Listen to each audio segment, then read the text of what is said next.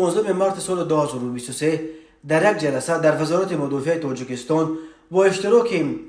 کمیسران حربی ولایت‌ها و شهر و ناحیه‌های جمهوری مسئله آمادگی به موسم بهاری دعوت به صف قوه‌های مسلح جمهوری بررسی شده است. وزیر مدافع تاجیکستان جنرال پلکوونیک شیرعلی میرزا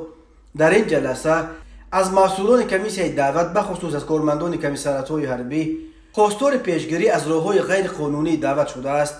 این راه‌های غیر قانونی در تاجیکستان با نام ابلاغ معروفند.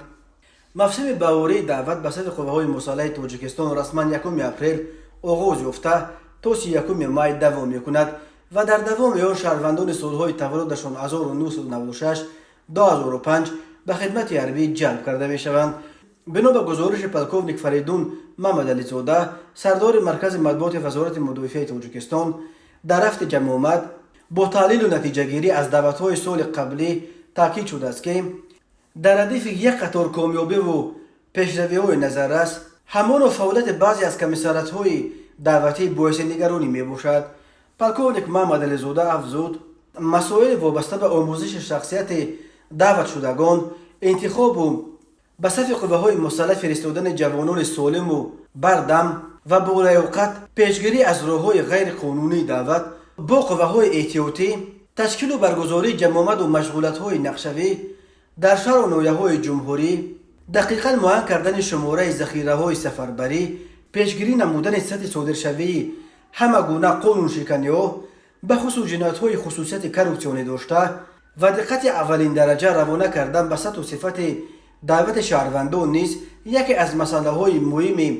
بررسی شونده جمع به حساب می‌رفت. هر سال قوه‌های مسلح تاجیکستان تقریباً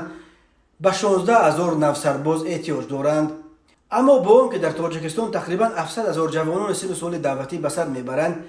کمیسریات‌های حربی در هر موسم در اجرای نقشه دعوت مشکلی میکشند. دعوت به صف قوه‌های مسلح تاجیکستان هر سال 2 مرتبه